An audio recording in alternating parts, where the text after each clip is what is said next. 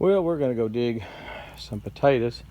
We dug the other day. Grandkids came over and we dug 2 rows. I've got 5 rows. Dug 2 rows. That is the Adirondack blue, and it is a purplish blue potato. This one is, these two look alike to me. I believe one of them is German Butterball, one of them is Yukon Gold, and my wife knows which is which and I don't. So anyway, let's go out and dig some taters. I'll show you how I do it. Well, as you can see, I've already dug a few, and I'm starting on, got 2 rows, and these are all German Butterballs here for sure. And I will start right about there. What I like to use is a fork. I don't know whether you call that it's not a pitchfork, but I'm supposed to know the name of that, and for some reason it is escaping me right now. But it's a little spade or a fork. Very hard tines, stiff tines that won't bend. I like it because the potatoes and the dirt will kind of sift through as you dig them. And we'll just dig up a couple of them and show you what I'm doing here. That right there is off 1 plant, so that's not too bad at all. Let's hit a couple more plants and see what we shall see. There are some fire ant mounds in these potatoes. You got to be careful about that.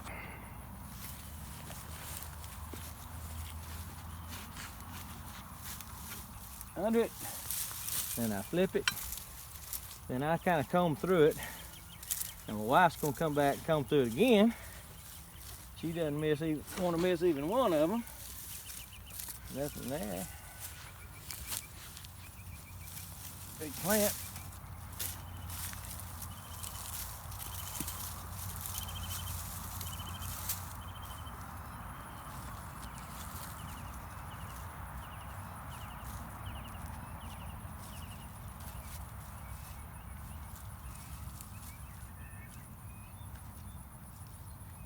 Bad little haul. These are small, but not bad. Reposition the camera and do it again.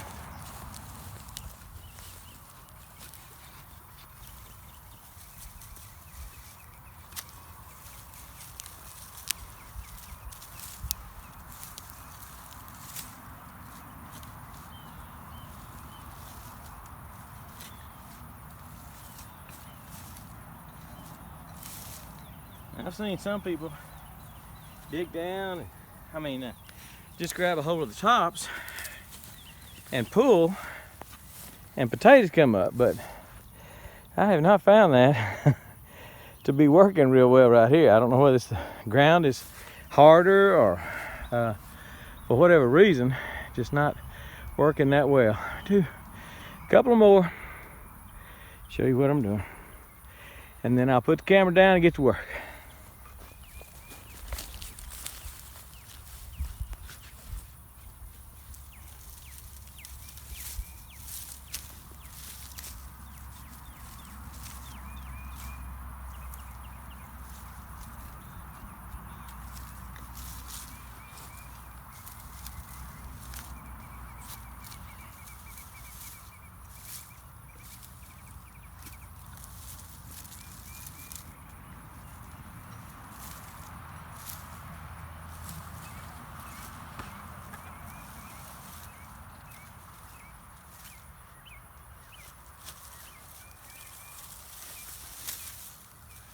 Yeah, I got some good ones.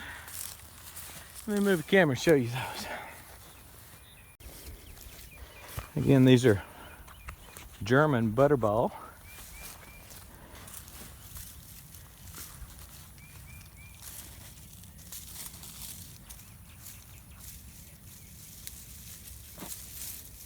And I had quite a few. One more and then I'm turn the camera off.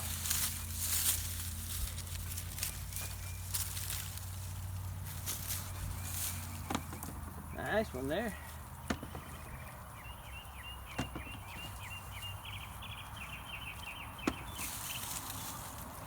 All right, we'll show you what we have at the end of it, and Mrs. TP2's out here, and we'll that's more than half that one row. We only had 2 rows, so not bad. I'll show you what we got when we're done. Well, let me show you how many we got. These are the Adirondack Blues. Not quite, maybe a little over half, a little over 1/4 bushel. These are half bushel baskets, I'm pretty sure. And so that's more than half. That's nearly full, a little bit, and half. Probably a bushel and a half total. And let me see here. This, I think, these are the Yukon Gold, and these 3 are German Butterball. Could be wrong. That could be Yukon Gold, and that one, and that one, and that one could be German Butterball. Had 3 rows of the German Butterball and 1 row of Yukon Gold, and 1 row of the Adirondack Blue. All in all, a lot of taters. I hadn't started canning them yet. She needs to hurry up, but this is a lot of potatoes. So the first time I've grown potatoes in several years. Probably should have gotten more. I didn't pre-fertilize. I fertilized later after I'd planted them. I side dressed them with some chicken manure, and that just I think I came back and did some triple 13 on them too for a second side dressing. But I did not pre-fertilize, and I should have probably. Anyway, not too shabby. We got taters. We got enough taters to last us for us two for a long time. I've given away some of the Yukon Golds when we were planting them. Grandkids came over. We gave them a bunch. They helped us pull.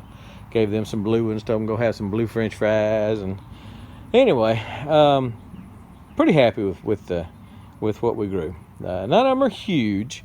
Some of them are nice, nice size, but none of them are real big.